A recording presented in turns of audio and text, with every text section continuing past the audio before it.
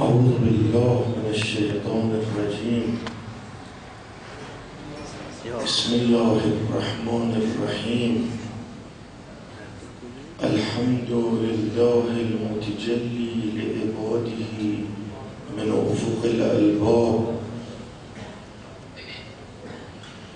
المجلي عن مراده بمنطق السنة والكتاب، الذي نزه أولياءه عن دار الغرور وسمى بهم إلى أنوار السرور. والصلاة والسلام على سيدنا وحبيب قلوبنا أبي القاسم محمد، اللهم صل على محمد وعلى أهل بيته الطيبين الطاهرين، واللعن الدائم على أعدائهم أجمعين. شيعتنا خلقوا من فاضل طينتنا. یکی از مسائل بسیار مهم احیاء امر اهل بیت است. رحم الله من احیا امرنا.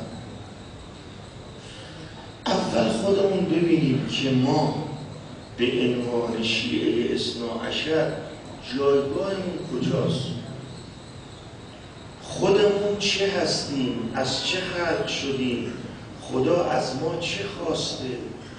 انسان رو در این دنیای فانی می آید 20 سال، 30 سال، 40 سال، تقدیرات الهی معلوم نیست. 90 سال بعدم از دنیا میره. ازش سوال میکنم تو دنیا چه کردی؟ برای چی اصلا تو دنیا آمدی؟ صبح بلند شو برو دنبال کارت، شب بیا بخواب، آخر شب یه عمری رو طی کن، تمام. الان باید جواب بدی. اولا شما از چی خلق شدید؟ شیعیان که ادعا میکنن ما ولای اهل بیت رو داریم، هم به قرآن عمل میکنیم هم به سنت عمل میکنیم، ما از چی خلق شدیم؟ شما میدانید خداوند متعال مخلوقات رو هر کدوم رو از چیزی خلق کرده است. ما رو از گل خلق کرده، اما یه مزیت دیگه داریم، من فاضل طینتنا. شیعیان بدونید ما اهل بیتو که خداوند متعال خلق کرد، یه گروه دیگه رو خلق کرده از خمیرمایه ما، از باقی مانده ما. شیعه خلقتش از خمیرمایه اهل بیت.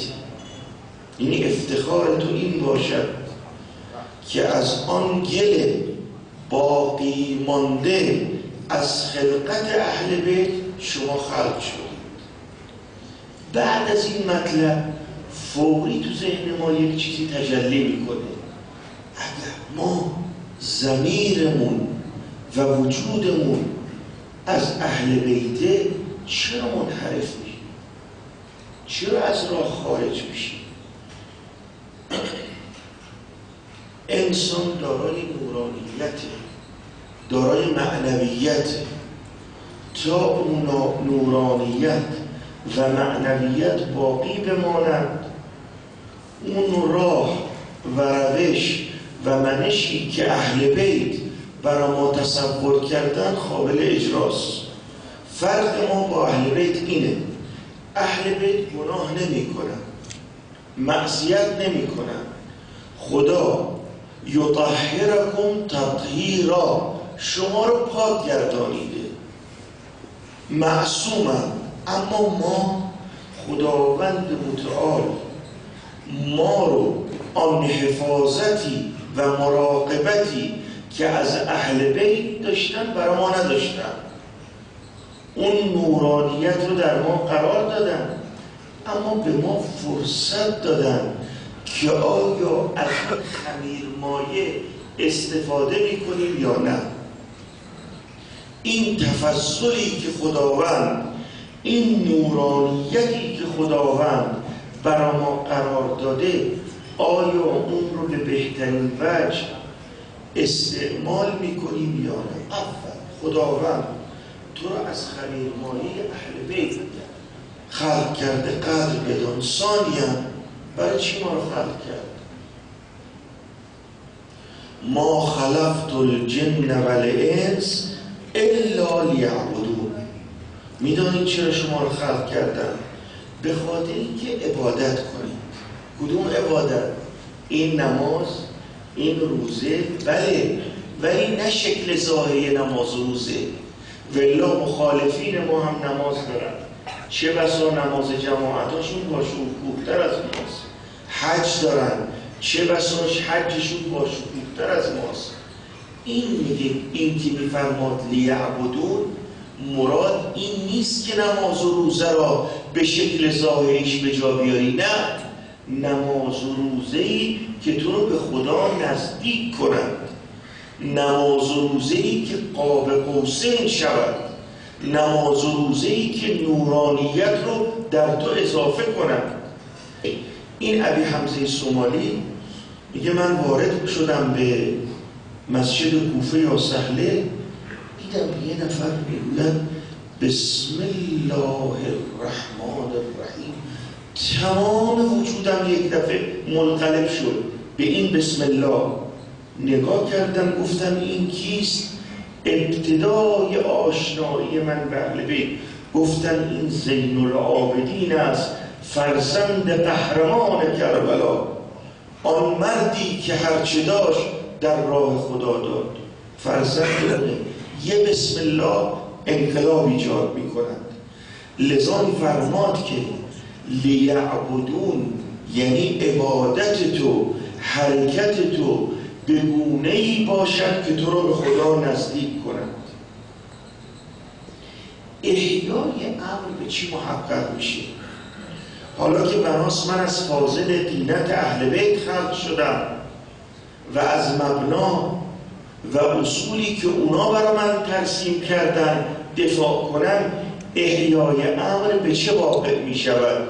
یک، به همین مجلس، به همین اجتماعی که در صبح روز جمعه انجام گرفته، چون متوقع از ظهور امام زمان روحی له الفدا در این روز باشه. امام زمانی که برای شما دعا کرده. سید ابن طاووس میگه من سرداب سامرا بودم، دعا میکردم، نگاهم افتاد به روحی له الفدا، امام زمان در سرداب سامرا دعا میکنند خدایا شیعتنا خلقوا من فاضل دینتنا.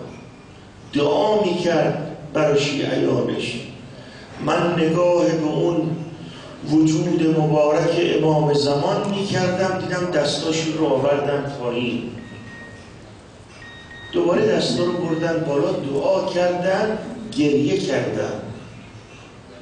توجه کردم ببینم امام زمان چه جمله‌ای رو استعمال میکنن.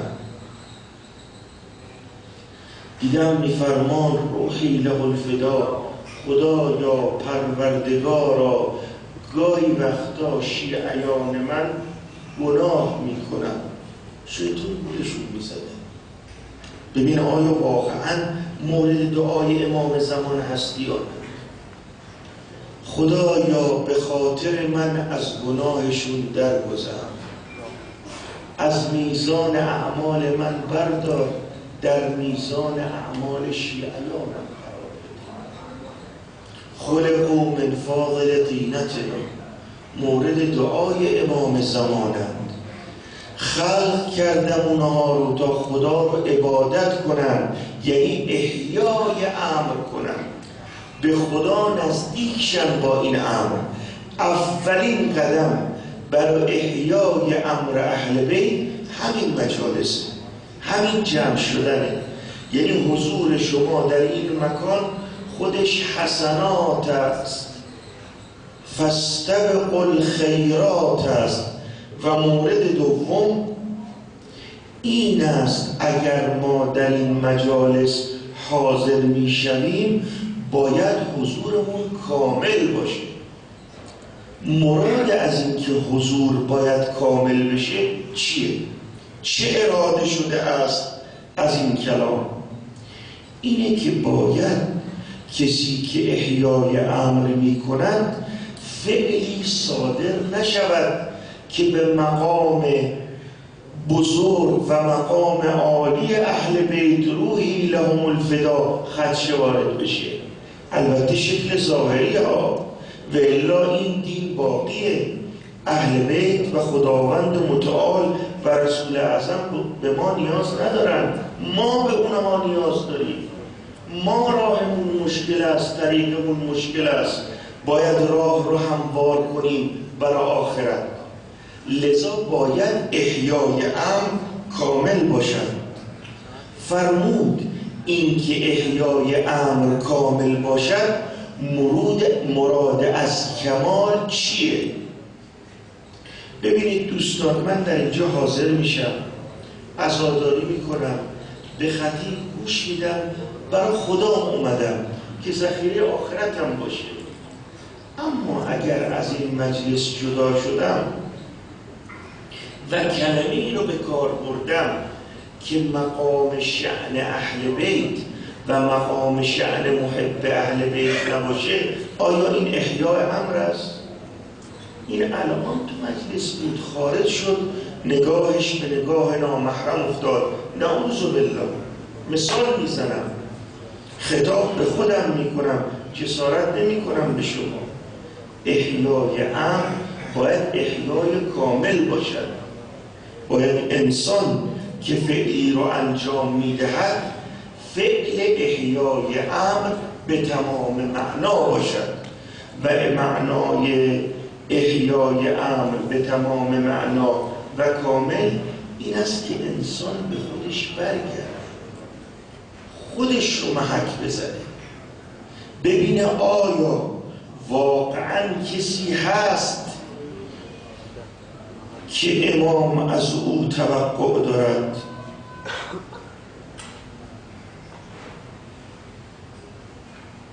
وقایعی در تاریخ رخ داده که این وقایع واقعا برای ما درسه. من تو مجلس قبل چون مسئله و این موضوع مهمه نمونه ای رو مثال زدم، گفتم که شما که دنبال احیای امرید آیا واقعا این گونه اید؟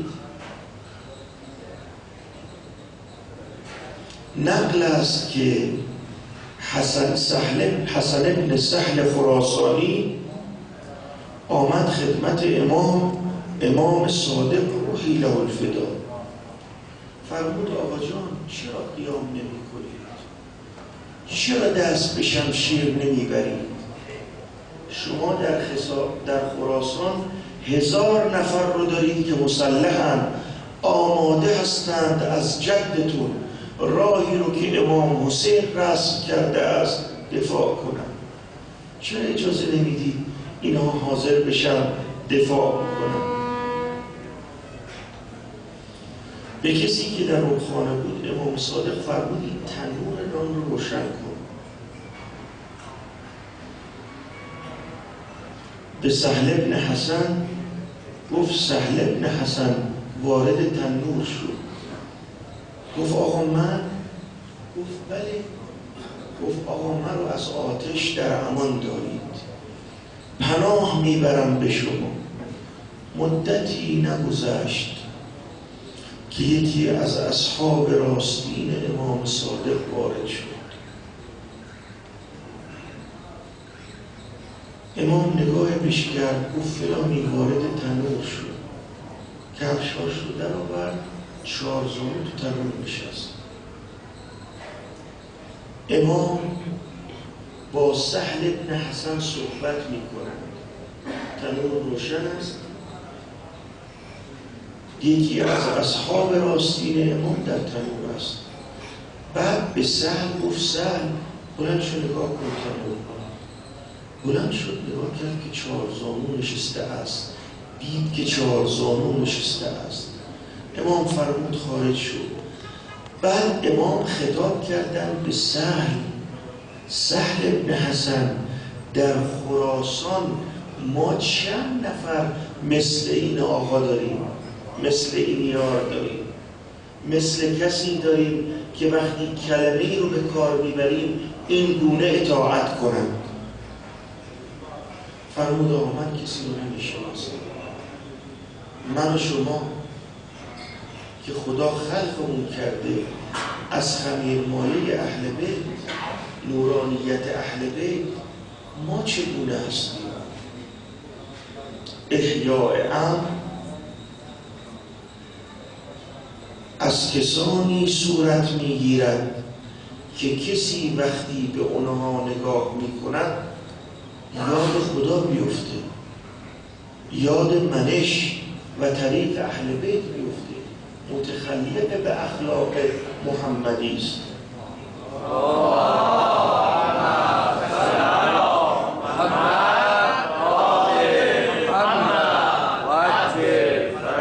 امام باقر به جابر گفت جابر مغرور نشو، نگو احب علیا و اتولاه، من امیر المؤمنین علی ابن ابی طالب رو دوست دارم، او مولای من است. یا بگی انی احب رسول الله، من رسول خدا رو دوست دارم، فرسول الله خیر من علی. فرمود اینا رو بگی فایده نداره که من صرف این که امیر المؤمنین روحی له الفدا یا رسول الله رو دوست دارم. ثم لا یتبع سریرته ولا یعمل بسنته. سریره یعنی راه و روش امام رو تبعیت نکنند، آنچه که امام به او گفته است عمل نکنند. ما نفعه حبه ایا شیئا، حبش فایده نداره. امام عسکری نقل میکنند وقتی که ولی عهدی امام رضا تثبیت شد، عده‌ای از مردم قوم آمدن خراسان، خواهان ملاقات با امام رضا شدن. امام رضا نپذیرفت. این که امام چرا نپذیرفت؟ این حکمتاش رو خودشون میدانند. اینا مأمور از طرف خدا هستند. خداوند متعال آنها رو طوری خلق کرده است و اختیار داده است که حکمت هر عملی رو میدانند. 2 ماه طول کشید.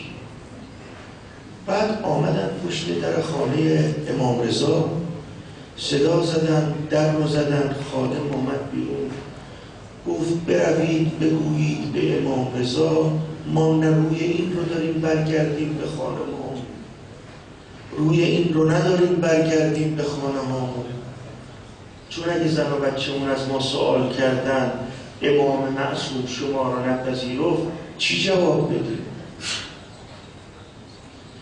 و دشمن که در اینجا وجود دارد در خراسان و مخالف مذهب ماست عامه هست، شماتت میکنه، میگه اگه شما لیاقت داشتی امام شما رو میپذیرفت.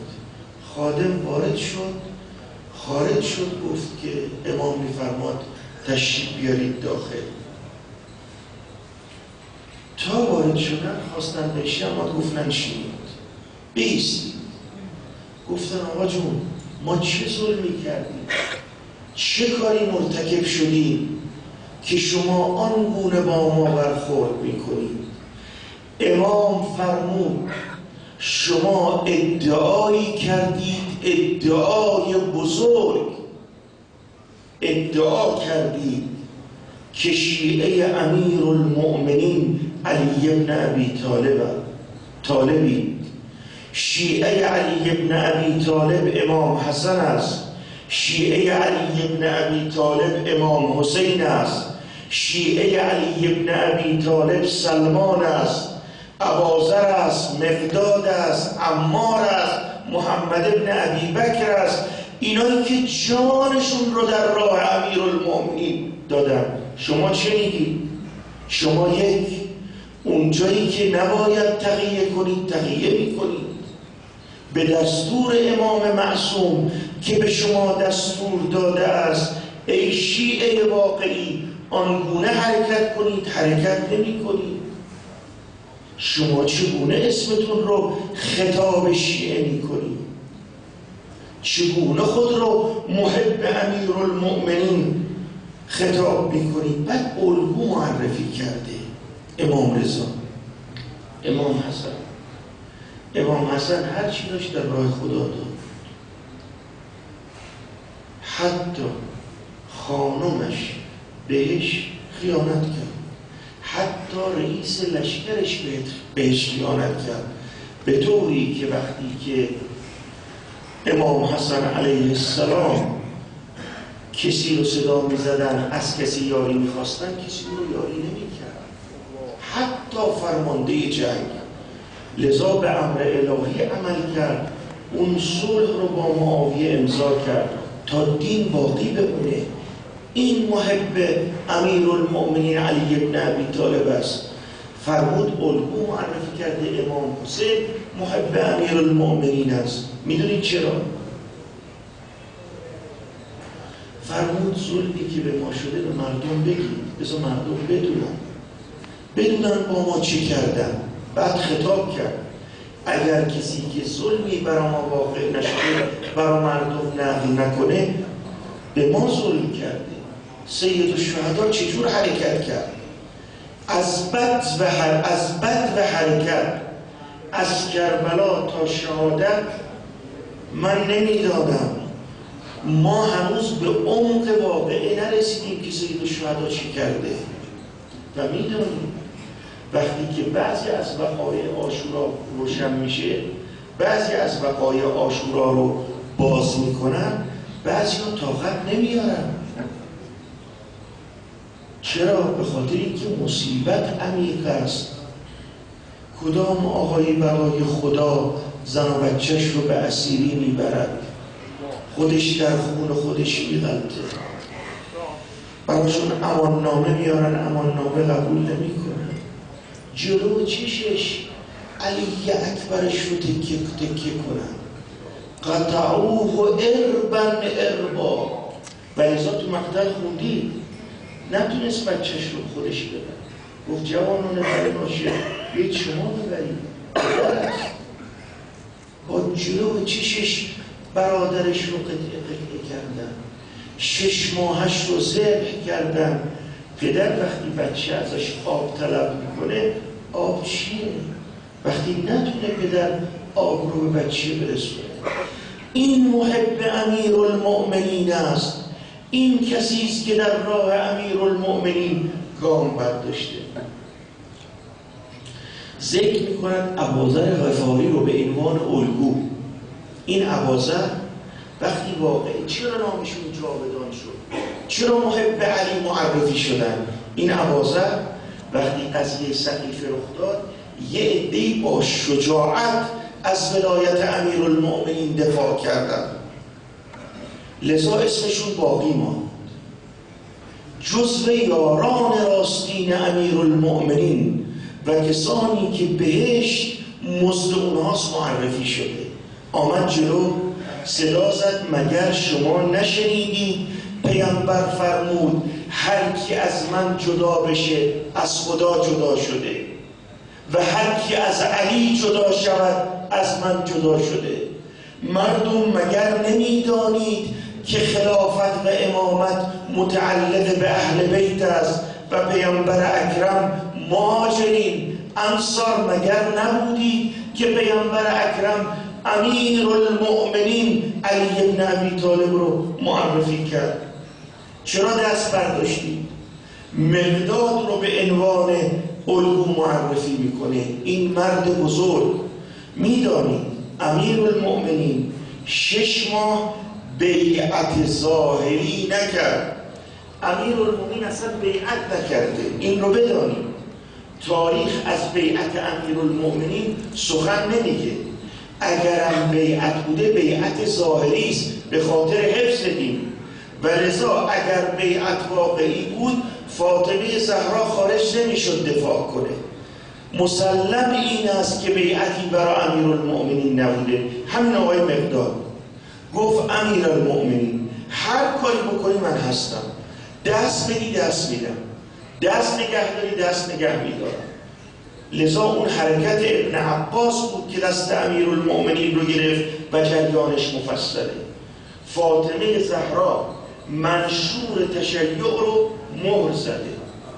وقتی خواستن ازش باش ملاقات کنن گفت امیرالمؤمنین واسطه شد. چرا واسطه شد؟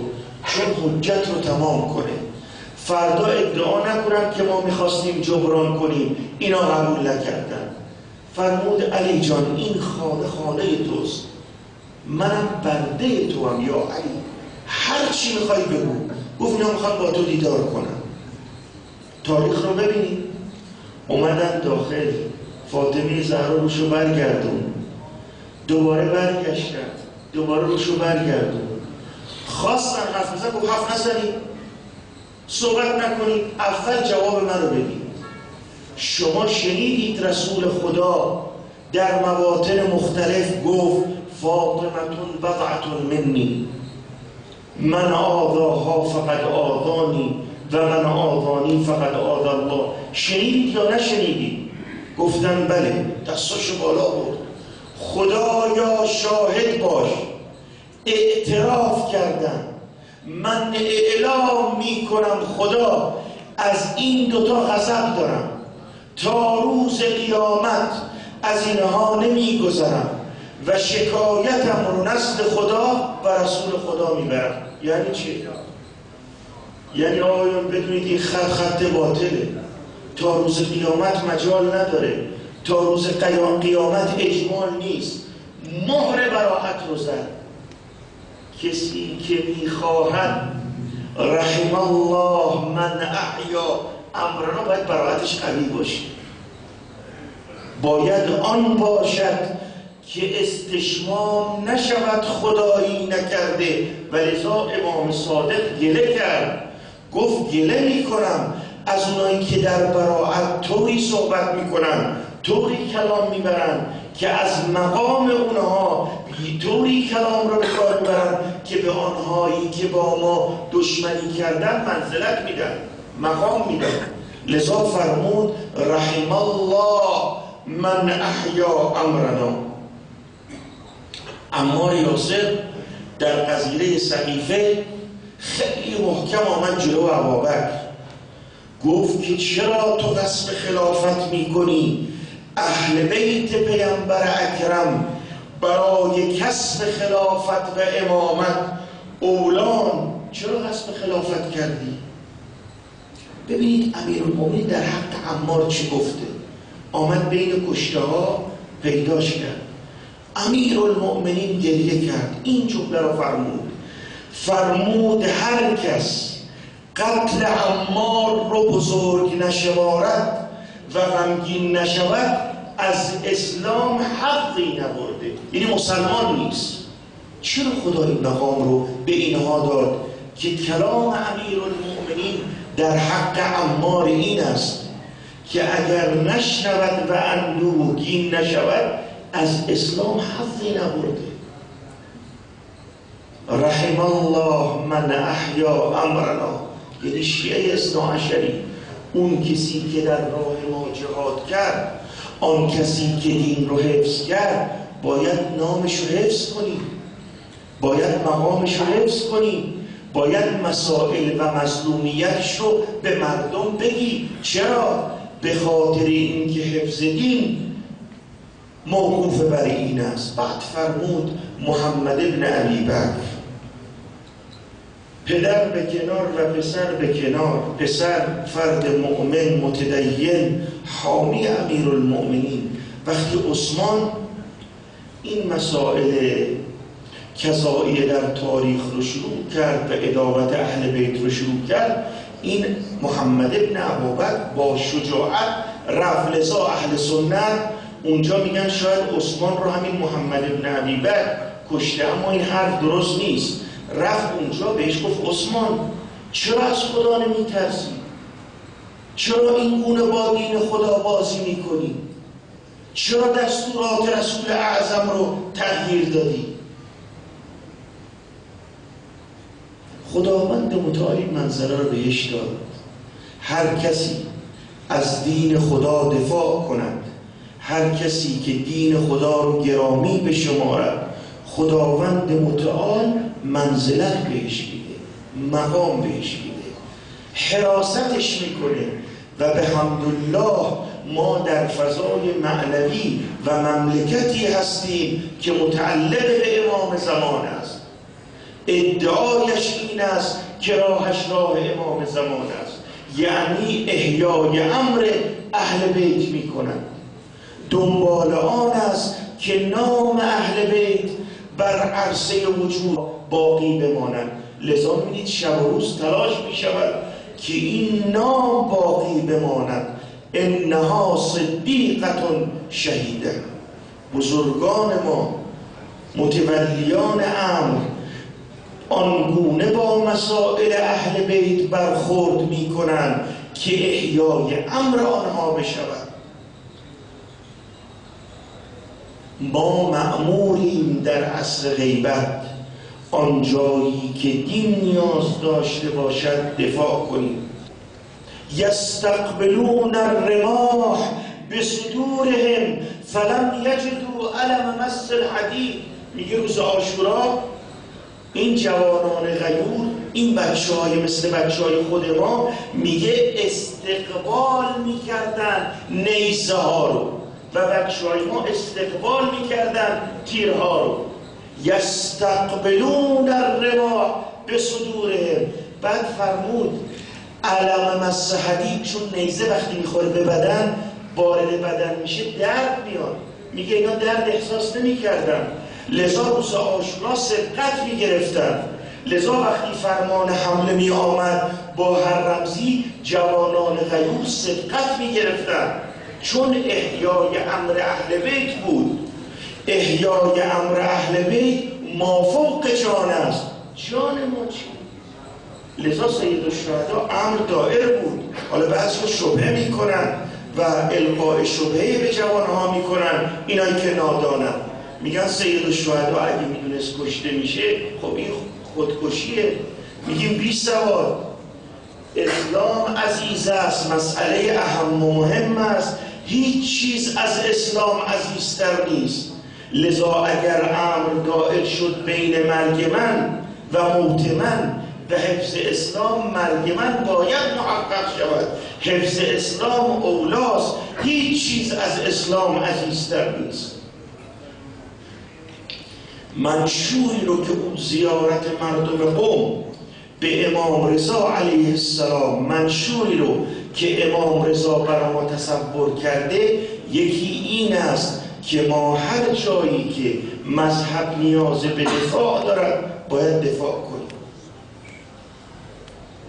دومین مورد، آن جایی که فرمود تقیه نیست تقیه نکنید. آن جایی که قضیه حضرت زهرا باید مطرح شود، این مسئله با عقیده انسان سر و کار دارد، یعنی مربوط به عقیده است. 3 مسئله است، دشمن دنبال آن است که اونو از بین ببره. حواستون باشه، یکی مسئله غدیر خمه، یکی مسئله حضرت زهراست، یکی مسئله شاعر است که به حمدالله هم مسئولین هم مردم به این 3 نکته توجه دارن. مسئله غدیر سرلوحه امر زندگی انسان است. مسئله قضیه حضرت زهرا از مسلمات است، خط قرمز است. و مسئله شاعر که تمام شما به حمدالله امروز هم مصداق همان است، قائم به اون هستید و عمل به اون میکنید. گاهی وقتا اهل بیت یه مسائلی رو مطرح کردن که باید در این مسائل دقت کافی بشه، توجه کافی بشه تا به عمق درخواست اهل بیت پی ببریم. روایتی است در مسائل شیعه از امام صادق: لو ان احدکم حج دهره، تمام سالها رو حج به جا آورد. ثم لم یزر الحسین ابن علی، ولی امام حسین رو زیارت نکنه، لکان تارکا حقا من حقوق رسول الله، رسول خدا نسبت به ما حق داره، چون دین رو آورد، ما رو راهنمایی کرد. میگه آقا اگر تمام عمرت به حج بری اما به زیارت سید الشهدا نری، شما حق رسول خدا رو ادا نکردی. چرا؟ لأن حق الحسین فریضه من الله تعالی واجب علی کل مسلم.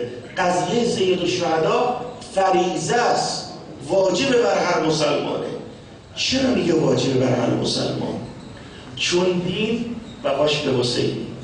اگر حسین نباشد، اگر روحی له الفدا، امام حسین روحی له الفدا قضیهش نباشه، دین وجود نداره. صالح پسر عقبه میگه خدمت از یاران امام صادق و امام باقره، میگه خدمت امام صادق بودم. امام صادق روحی له الفدا روایتی رو از پدرش نقل کرد، فرمود روز عاشورا اگر کسی بخواد فضیلت عظیمی رو درک کنه، مقام بالایی رو درک کنه، حاضر بشود در حرم سید الشهدا دعا بخونه. صالح میگه گفتم آقا جان، عده‌ای نمیتونن به زیارت برن، چه کنن؟ ببینید امام چه دستوری داره. رحم الله من احیا امرنا، فرمود باید بالای بلندی 2 رکعت نماز بخونه، سلام کنه به امام حسین و یارانش و اهل بیت و لعن کنه اعدایش. فرمود امام صادق من ضمانت میکنم اون اجر عظیم بهش داده بشه. فرمود هر کسی که بخواهد این ثواب عظیم رو کسب کند، از دور بره بالای بلندی 2 رکعت نماز بخونه، لعن کند دشمنان اهل بیت رو، سلام کند به اهل بیت. بعد فرمود به خانوادش، به بچه‌هاش اونها رو هم جمع کند و اونها هم بگوید فلان همین این فعل رو انجام دهند. ببینید چی تبادل میشه از این یکی احیای امر ما و حفظ امر ما به 2 امر است. یکی به سلام است، یکی براءت از اعدای اهل بیت است. زیارت عاشورا این منشور جاودان که حدیث قدسی است، خداوند متعال به واسطه جبرائیل بر قلب پیامبر اکرم نازل کرد. پیامبر اکرم به واسطه امام باقر به ما رساند و امام صادق او رو در نجف اشرف در زیارتی که داشتند امیرالمؤمنین رو روی به کربلا، این زیارت عاشورا رو خوندن. مگه زیارت عاشورا چی داره؟ رحم الله من احیا امرنا. ببینید احیای امر به جمع نیست، به خانوادت هم هست. به همون خانواده کوچکی که میتوانی امر اهل بیت رو، جمعون رو اگه براش دعا کردی، اگه بهش تعالیم اهل بیت دادی، این خودش محب اهل بیت میشه، خودش در جامعه ظاهر میشود، افراد دیگر رو هدایت میکنن. این خودش احیای امر است. لذا سید رشدی در اون راهی که از همین آذربایجان شما میرفت، خلاصه کنم و مطلب رو و مصیبت بخوانم، دوستانم آماده شدن، از قافله گم شد. اون زمان ماشین نبود، وسایل نبود، مردم جمعیت به صورت گروه زیارت حج برای انجام ادای حج می رفتن. سید رشدی جزو قافله بوده، از قافله عقب میفته، باران بوده، برف بوده، کولاک بوده. میگه یه موقع دیدم من در بیابان هستم، بیابانی که پر از برف است، باد است، کولاک است، نمیدانم وظیفه من چیست. دیدم یه آقای اونجا مشغول است، درختی رو با چوب میزند. پرسید چه شده است؟ گفتم آقا من از یارام گم شدم، از افرادی که همراه اونها بودم عقب افتادم. فرمود نافله بخوان، نافله بخوان، نماز شب بخوان. میگه خوندم، سوال کرد خبری نشد، گفتم نه. گفت عاشورا بخوان، عاشورا بخوان. یعنی این لعن و سلام منشور براعت، منشور برای احیای امر اهل بیت. بعد من ادامه قضیه رو بگم تا همه ما بفهمیم و متوجه باشیم که ما صاحب داریم و اون صاحب ناظر بر اعمال ماست و می‌بیند آنچه را که ما انجام می‌دهیم. نهایتاً او باید امضا کند که برای سال بعد باشیم یا نباشیم. بعد به من گفت که جامعه بخوان، جامعه بخوان. زیارت جامعه که خوندم، بعد من رو سوار مرکب کرد، به یه جایی رسون. من رفیقامو دیدم، غافل شدم از این آقا. تا برگشتم دیگه خبری نیست. فهمیدم که مورد عنایت امام زمان روحی له الفدا قرار میگیره.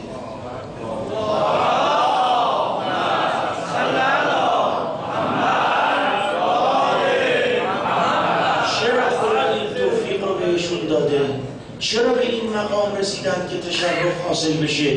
چون احیای امر کامل دارن. یعنی علاوه بر این که خود رو میسازن و الگو هستند در جامعه، امر اهل بیت رو احیا میکنند. خب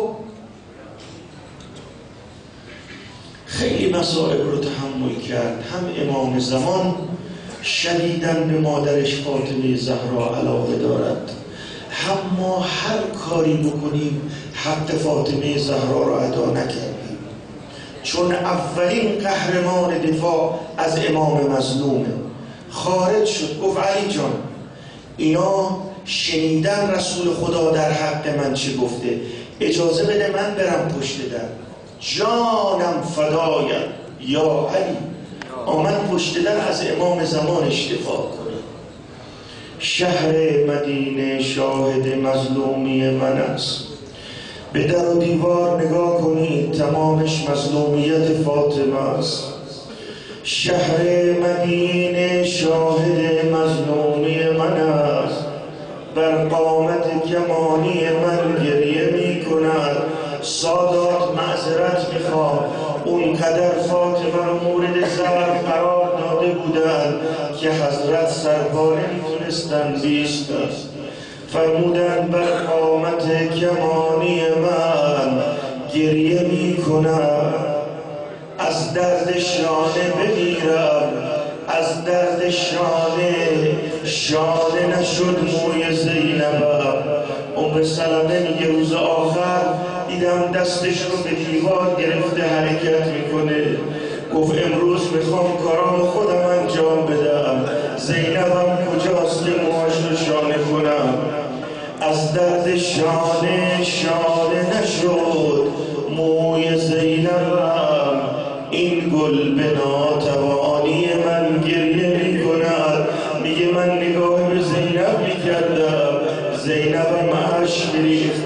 گفتم فاطمه جان اینجا طاقت نیاوردی زینب رو ببینی، اما یه موقعی هم زینب صدا زد ما توهمت یا شقیق فؤادی کان هذا مقدرا مکتوبا.